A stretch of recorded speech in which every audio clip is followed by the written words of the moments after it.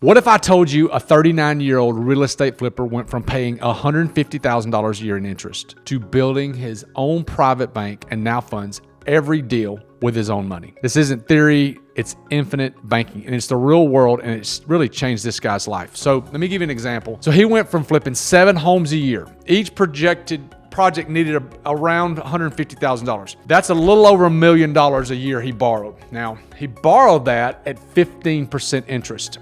That's $150,000 gone every single year. Not to taxes, not to overhead, straight to private money lenders. Okay, now here's the thing. The reason why I know this is true is this is what I charge real estate flippers in the alternative income fund that I own. He knows that this wasn't sustainable. Every flip he did, lenders were making a lot of money. Average cost of $150,000, he was spending $22,000 per flip. That was factored in, but still $22,000 is a lot of money. Then he discovered infinite banking and how that could help him. So instead of paying others, he decided to become, in essence, the bank. He didn't start another business. He did what he did well, which was flipping houses, but he also started to own his own bank. So let me give you an example. Here's what he did. So he funded a specifically designed whole life insurance policy. Now, he started out doing $42,000 a year in cash value.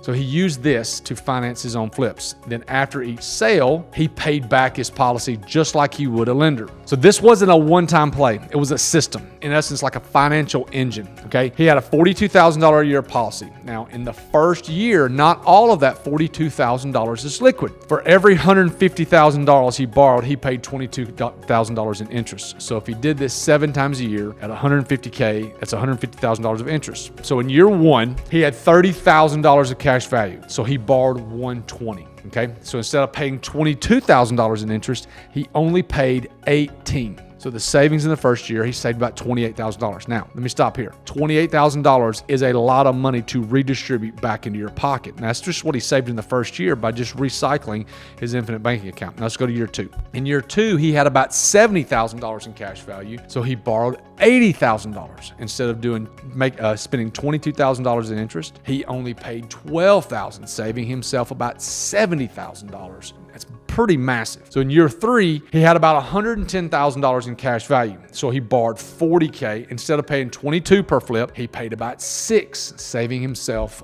about $108,000 in year 3. Now, let's go to year 4. In year 4, he had $150,000 in cash value. So he borrowed nothing from a private money lender. Instead of paying $22,000 in interest, he paid $0. So in year 4, it took him 4 years, but in year 4, he recaptured all of that money that he was spending on interest, and he put it back in his pocket. Now, here's the thing. This doesn't happen overnight, and he didn't fire the lenders overnight. But by year 5, he had completely replaced them. Now, here's the thing. I'm not counting any growth and him doing more houses. I'm just talking about the money he was making there. He recaptured the full $150,000 he was losing interest. That cash, what he did though, is he went back into his business. And then he made a second IBC policy for his wife. Now, here we are a handful of years later, and they've got over $200,000 in liquid capital that they can use to deploy on flips, emergencies, or opportunities, okay?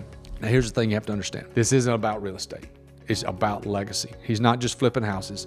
He's creating generational wealth. With infinite banking, he built a tax-free system of capital that works 24 hours a day, 7 days a week for his family and not for the bank. Here's the thing. With infinite banking, you got 3 things. Number 1, you've got control over your finances, over your time. Number 2, you've got choice. You can do what you want to with the money. Number 3, he's got a little bit more of a peace of mind and a comfort knowing that he's got that money available if he needs it. That's what financial freedom looks like for this guy. So if you're still dependent on hard money lenders and watching those profits just slowly bleed out, and granted, it's the cost of doing business for a lot of people, okay? But that interest is going in somebody else's pocket. Let's look at another system. Infinite banking isn't just for the ultra wealthy. It's for real estate investors like you and like me who want to control what they're already trying to do. They want to take ownership of their money. This guy did, and so can you. So here's the thing. If you want to learn how to apply this in your own real estate strategy, check in the link. I'd love to set up a call with you and teach you exactly how you can do this in your business.